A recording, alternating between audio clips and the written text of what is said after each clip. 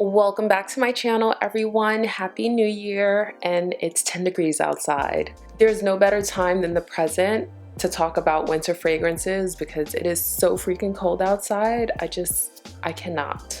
I picked out 10 fragrances for you that I think are warm, cozy, have an elegantness to them, really appealing scents that I think will get you noticed and get you compliments. So let's get into the countdown.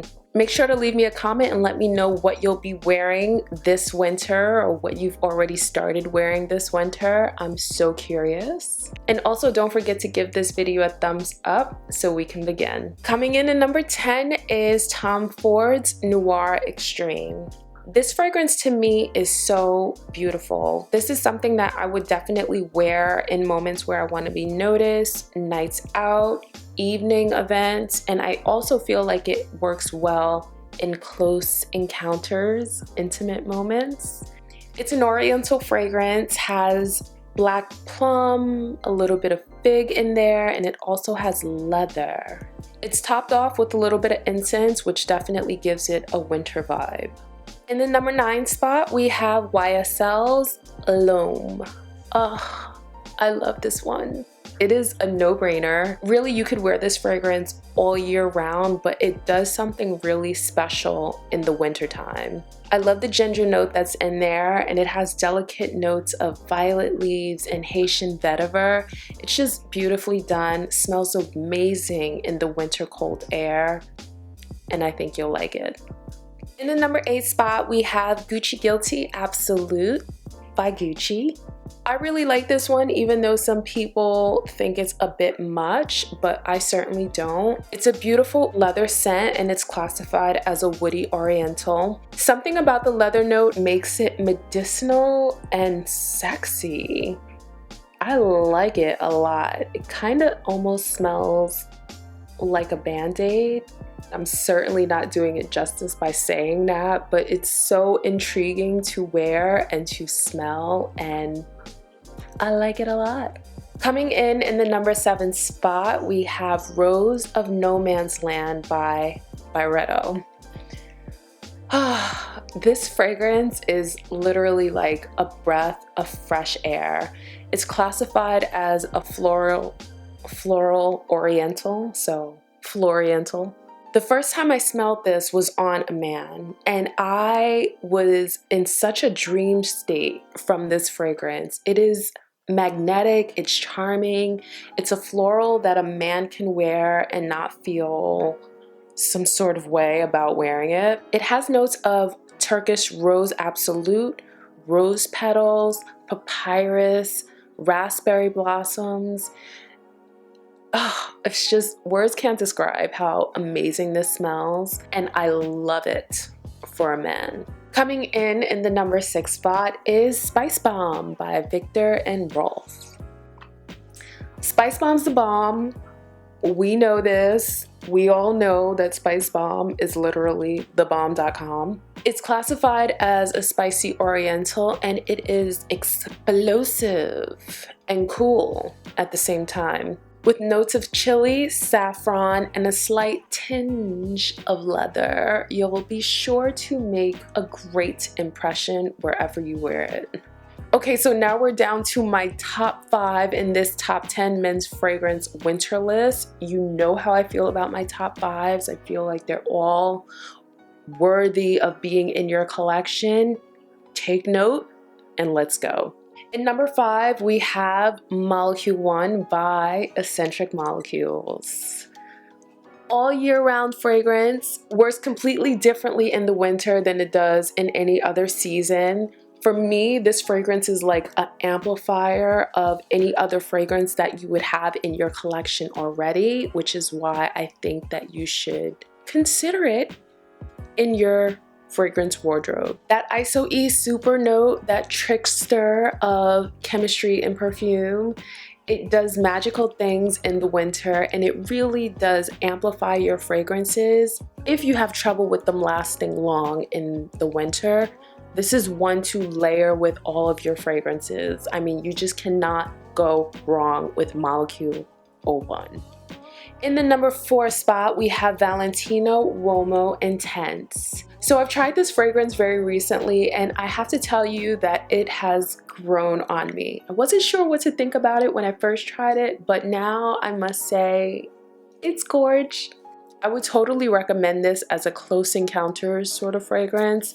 It's really not explosive and heavy, so if you're looking for something like that, this might not be the one. But there's something about this fragrance that's very comforting, cool, and casual, and I really do enjoy that about it. With notes of clary sage, iris, and black leather, I definitely feel like this is one of the easiest fragrances to wear on this countdown, and I know you'll appreciate it. In the number 3 spot, we have Layton by Parfums de Marly. Love this one, cannot say enough about it. I would highly recommend it if you're looking for something that's niche but has that designer quality wearableness. This fragrance is super contemporary and elegant, but it also has so much depth and character to it. I like it for me, but I am certainly a woman that wears men's fragrance. It has notes of mandarin, apple, bergamot, patchouli, pepper. It's just so interesting and fun to wear.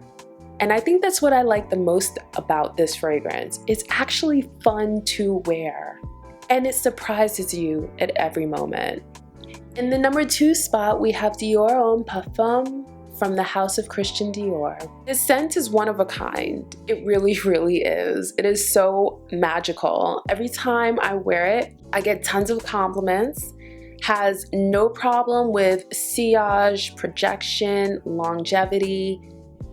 You get your money's worth when it comes to this one. It does what you want your fragrances to do in the winter. You know, when sometimes for winter fragrances, they just don't last and you have to reapply and then you're like, where did it go? It's noticeably different. And I think that's what I can really appreciate from this fragrance. Coming in the number 1 spot is Black Orchid by Tom Ford. Now I know what you're thinking, and I don't care. I know that it's marketed towards women. I know, I get it. And it's very confusing, this whole gender bending fragrance realm that we found ourselves in. But in my opinion, Black Orchid smells like a man's fragrance. For God's sakes, Tom Ford himself said, I designed Black Orchid to smell like a man's crotch. Okay? I mean, it doesn't get more masculine than that. I recently acquired this bottle because I love this fragrance. As a matter of fact, whenever I encounter this fragrance, it's mostly worn on men versus women, which I think that's pretty awesome. And also, whenever I smell this on a man, it's like catnip. I'm sorry, it really just is. Black Orchid is sensual, it's dark, it's mysterious. Winter months is where it will perform and do its best work ever. I love, love, love, love, love this one, and it would probably make my top 10 best list of fragrances of all time. Again, don't forget to leave a comment and let me know what you'll be wearing this winter. I'm so freaking curious. Also, don't forget to share this video with your friends who love fragrance. Recently, I just hit 25,000 subscribers on this channel, so thank you to all the new subscribers. Hello, how you doing? My name is Tiff. I love fragrance, and so do you. That's why you're here. You feel me? I've been updating my Instagram, so follow me there if you can't catch me here on YouTube during the week at Tiff Benson. Your girl's been putting in that work, you know what I'm saying? And because you love fragrance so much, I want you to go ahead and join my private group on Facebook, The Fragrance Society, link in the description. Anyway, I love you forever. Comment, rate, subscribe, and I'll catch you in the next one. And if you want to hear some commentary after the video, just go ahead and stick around. I'm going to be right here.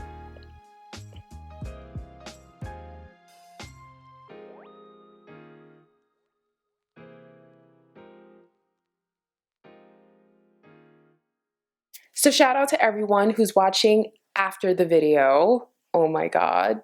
I kind of feel like I want to continue doing this, like coming in and chatting with you after the video, because I feel like I don't get enough time to just talk to you as a plane flies overhead. Like being a YouTuber,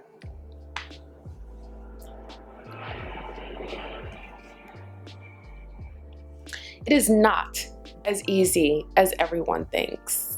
You have to deal with so many different elements. It kind of sucks sometimes, and sometimes it makes me not want to record. I'm just gonna keep it all the way real with you. It's different when you're working with, like, you have a high budget or something like that, and you know, you have a whole team, but when you're doing it all by yourself, ay vey.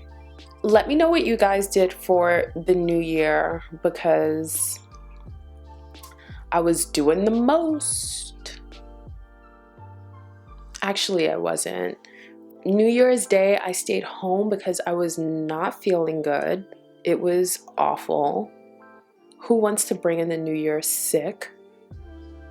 I was also putting in the final touches on my new lash line that I'm coming out with.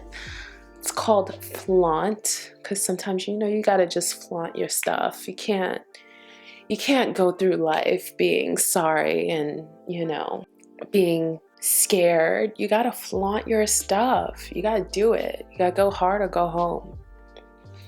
So I was doing that. I was feeling so good. Even though I was sick going into the new year, it felt so good to be doing something positive, something new. Like, it was literally like a new beginning for me. And I'm happy about that. Also, because I was sick, it really gave me time to reflect on my 2017. From work, social, men, reflecting on happiness, reflecting on finding my joy and my inner peace. You know, all things that are really, really important to me. Family, love. I mean, adulting is hard. It is really, really hard, no joke.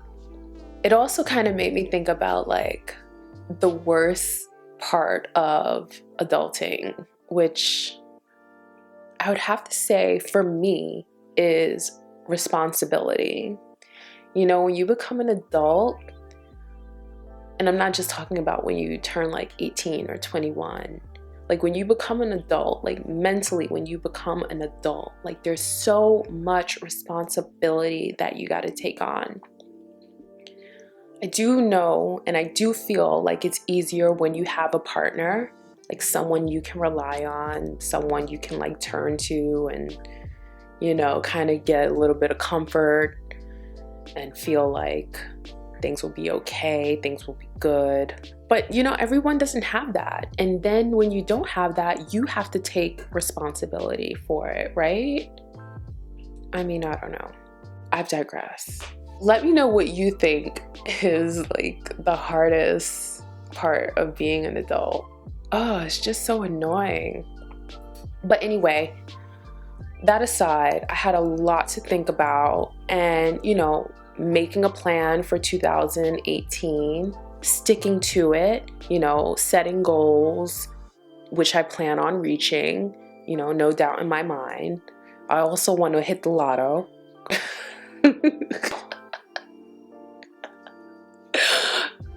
I'm not even joking. I want to hit the lotto. It's crazy. I set up a pat with my friend and we've been playing the lotto and we're like, we're going to hit. And we've been hitting. They're small hits, but we've been hitting. So shout out to everyone who has a dream to hit the lotto and knows that you got to be in it to win it. Not for nothing, I'll probably be wearing this tonight. I'm going to a basketball game and I just needed my Floriental fix. So I'll be wearing this. Like I said, I probably talked way too long in this after the video. Anyway, I love you forever. If you made it all the way to the end of this video, right? 2018 is for us in the comments.